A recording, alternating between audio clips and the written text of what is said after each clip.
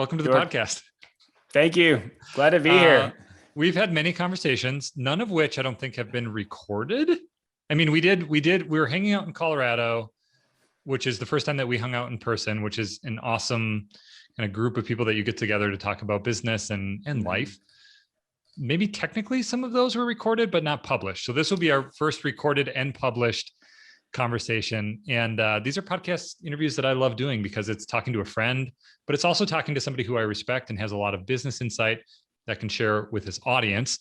So for those who aren't familiar, can you rewind the tape, kind of go back and share your business story. I think a lot of people who listen to this have a business story, or they want to have their business story. And in hearing other people's stories, they can find either inspiration or potential kind of like a business Sherpa to see if they can kind of guide themselves in a similar way. So what's your story? Yeah, thank you. This is awesome. I'm so happy to be here, and everyone who's joining in, listening, watching, etc. Just an honor to spend a little bit of time here. So my story kind of actually starts 10 years ago. Just celebrated 10 years of being an indie blogger, basically. I've kind of expanded since then. I started by myself back in 2011, and now I have a small team. We've got a few people that are full-time for us, and several contracted writers and editors who are on retainer. And I now went from one kind of personal blog to now a handful of different blogs and different brands, kind of around some similar topics, some a little bit different, some overlapping. So I'll kind of share the story behind all of that. So it's 2010. This is 1 year before I quit my job. And I was the marketing director for a pretty large nonprofit. And it's fun. I loved my job. I was working 70 to 80 hours a week, but I didn't have any kids. What does 70 to 80 hours look like? Because some people say that, and I don't think I've ever worked 70 to 80 hours. And I'm like, wait a minute, that's like pretty extreme. Are you doing that every day? So you're working weekends? It's basically 5 a.m. to 9 p.m. most days of the week, 5, 6, 7 days a week. And that's what you're doing. So you're getting up, going in, sitting down. It was in person, I'm guessing. So you're at an office. So I would work a few hours at home before going in, and then I would go in, and then I would come home, and then I would have dinner, and then I would finish working and then go to bed. And part of it was we were just, it was a nonprofit. And so I like to joke with nonprofits that you have all of the red tape of a big corporation and then none of the money behind it. Right. So I did love it. I really enjoyed that season of my life, and I worked with a great team, and we did some really amazing work, and I probably grew more. I was in that role as a director for 3 years, and I grew a ton as a person, as a leader, as a manager, as a creative person. But my wife and I ended up getting pregnant at the end of 2010. And then a couple of weeks later, miscarried that baby. And that was our first pregnancy. And like this moment of going, oh my gosh, I'm going to be a dad. And then actually losing the baby and going through that with my wife. And it was just everything kind of slowed down for me. And I sort of felt like Neo in the Matrix. Like that first scene when the bullets are flying at him and they're going by slow. And suddenly it was like all of these things in my life that had been going so fast and felt like they were so important, just flying at me.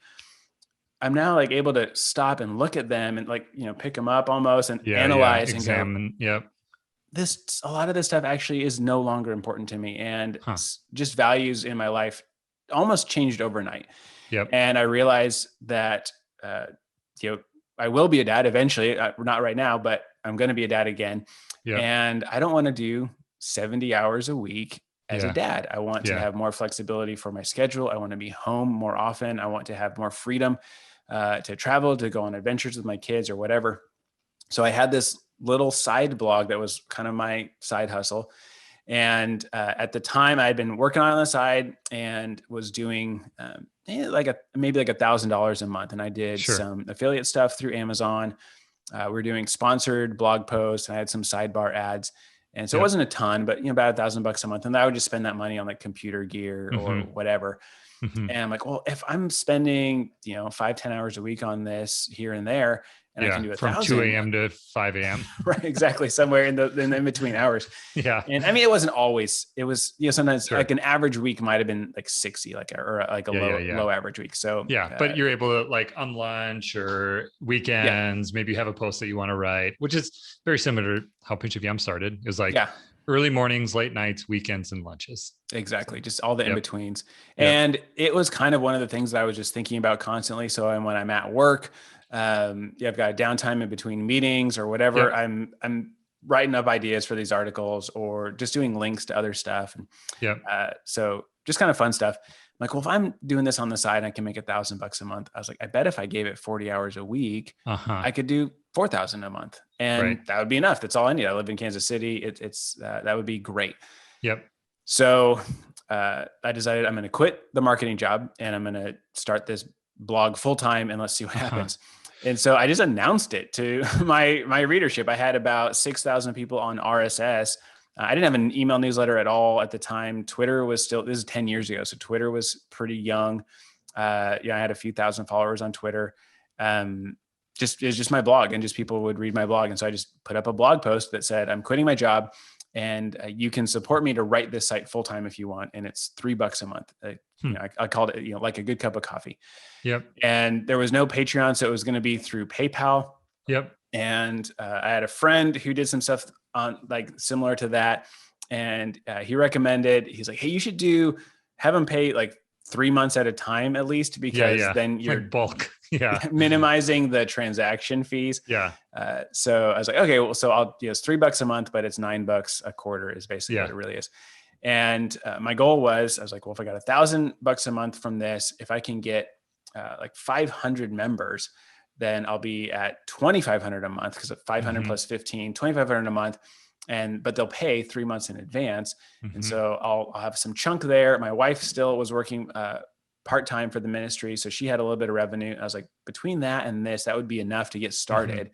And I could be profitable from day one, basically, if I can get 500 members. So I put up the blog post, and 400 people signed up the first day. Wow. 24 hours. Amazing. And 400 people. And how long have you been publishing content at that point? Probably 3, 4 or 5 years, I think. Okay. So like pretty consistently. Yep. And you had given a lot. Like there's a Gary Vaynerchuk book that came out long time ago that I looked through, but the concept was jab, jab, jab, right hook, like this boxing analogy for like you give, and then you ask occasionally. Yep. You had essentially been giving for like 5 years. And then this was really the first ask that you had of your audience. Is that right? Yeah, pretty much. I think so. Do you think you could have done that earlier? Probably. Sure. I probably could have done it earlier. Yeah, I bet I could have done it a year earlier. But there was also like in the transition. So this was, it was like a 4-month transition from when I decided I was going to do the go public or go indie to when I actually did. I started reaching out to people that I knew that had been in this space, people that had been successful here before me, and just asking for advice and getting input, and then kind of writing about some of these things like on the side. And so a lot of people that were paying attention started to sense a transition was coming. And so they were kind of like looking forward to it, I think. And when I finally did go live with the announcement, like a lot of people just knew it was coming. And then a lot of these people that I had reached out to who were a step or two ahead of me, and I'd asked them for advice, they then in turn shared it with their audience. So I got some pretty decent promotion from like, I think Jason Kotke helped support it, and John Gruber, and some of these guys that had huge audiences. Yeah. And so that definitely helped boost the signal of that. And then within John a couple Gruber, days, I don't know your space as well, but that even when I hear that name, I'm like, wait a minute, like the DJ Tech John Gruber, like that's a big deal. Yeah, he was so helpful. We had several conversations because he had been writing Daring Fireball for a few years before I went full time. And he was super generous with any advice and input, and really appreciated that. So yeah. And you've referred to it a couple of times as your blog, your site. Can you talk specifically about like what that was and the focus of it, the niche, the genre, and so a chance to do kind of some promotion of it, but also wind that into the story a little bit. So the site was just, my name is ShawnBlanc.net.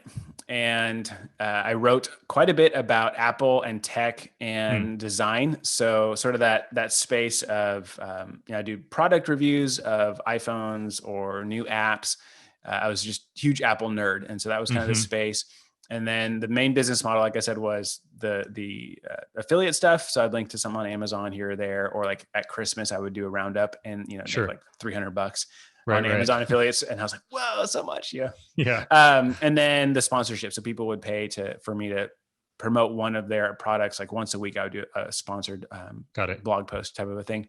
And it was just kind of whatever I'd want to write about. So sometimes I would do long form articles that were in-depth reviews or just stuff I was really interested in or research that I had done.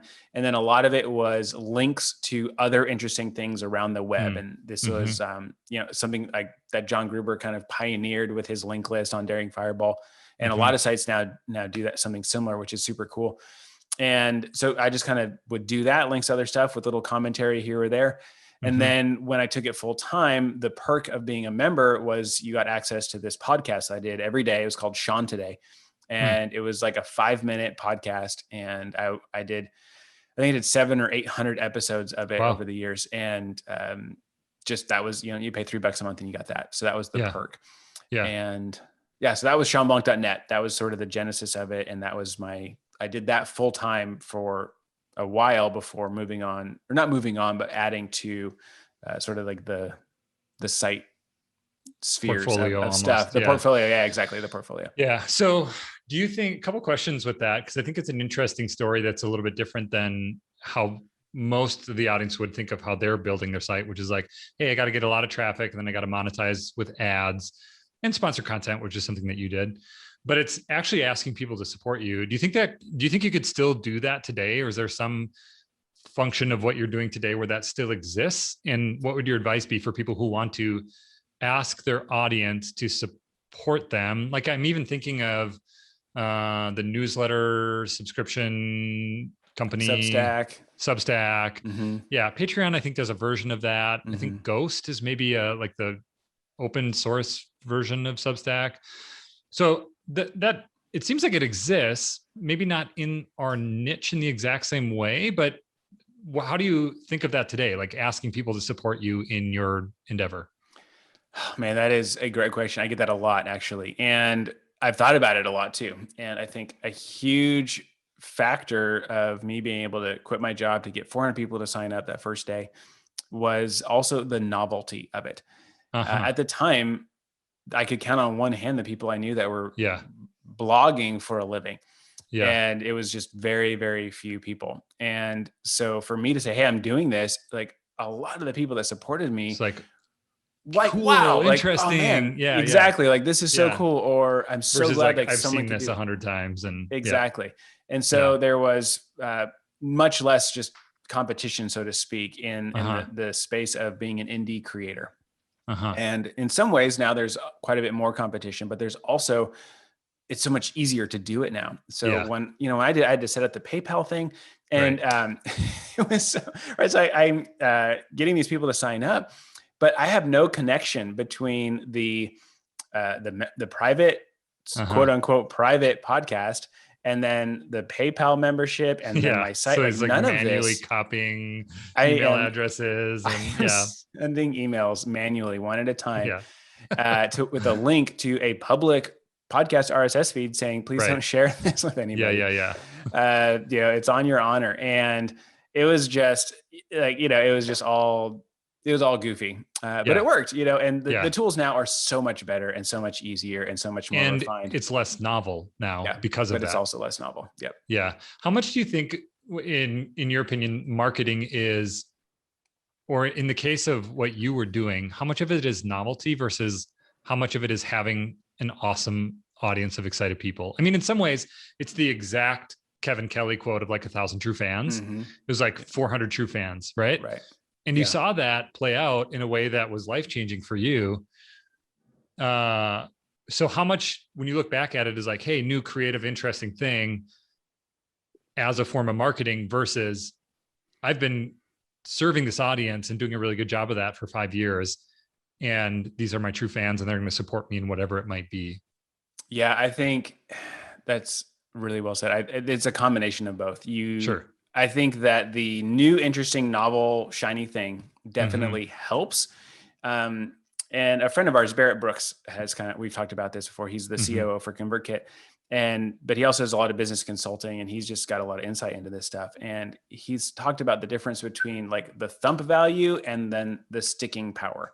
Mm-hmm. And I think that the give, and not only like serving your audience, connecting with them, giving to them, showing up, sweating the details, taking pride in your work, that is the sticking power, right? Mm-hmm. So this Mm-hmm. is what forges the relationships. This is what makes your product actually awesome, Mm-hmm. and what makes people want to stick around, and they trust you and they're engaged with what you do. And then like the big launch or the new shiny thing or whatever, there's like the thump value to that. And even with my own courses, like we've kind of transitioned from the Patreon and the advertising model to, we're pretty much entirely customer funded now. And I'll tell more about this later, that progression. But the very first course I ever launched, I felt like I had to have so much stuff in it and just Yeah. pack it full of all these Yeah. extra resources and all these extra features and all this extra Uh-huh. content that was ancillary around the core component of the course itself, and then charge like 1/3 what I thought it was worth. And Yeah. and that was where Barrett was like, hey, the thump value, you got a lot of thump value here, but at some way you're also kind of distracting people from the core of what they're actually Yeah. signing up for.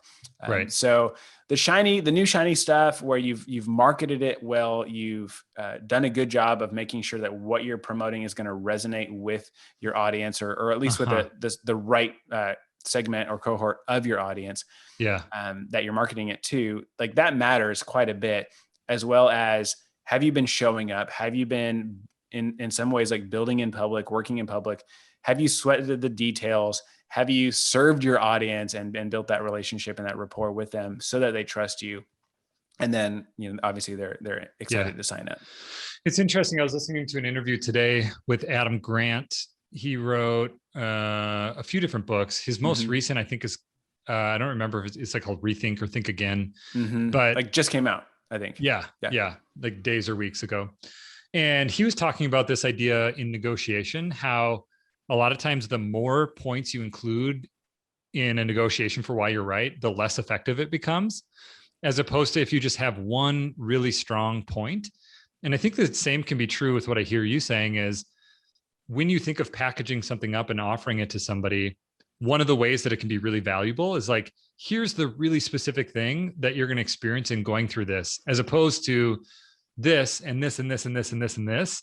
And then the idea being like, oh, it's so valuable because there's all this stuff in it. But in actuality, if you can just have one single thing and do that really well in a course or in some type of offering, that can be more effective because of the clarity around it, and also that people being able to envision the transformation that they'll go through if they do it. Is that a little bit of what you're getting at in the you called it the thump value with it? Value. Yeah, like clarity around that. Exactly. And I think that the multiple bullet point list also is sort of a symptom of having a lack of clarity yourself about the product. And what does this actually do? And who is this for? And if you can't answer that really simply, like if you don't know, then your audience definitely is not going to know. And I think when you can simplify it down, you can say, this is what we do that's better than anybody else does it. Like we do this one thing amazing. Then you feel like but what about all the other people that kind of want something else that's similar to what we kind of offer, and we can add this in. You're actually like, when you have the huge long list, in some ways you're alienating people as opposed to drawing them in. When you can get really specific, you're drawing people in.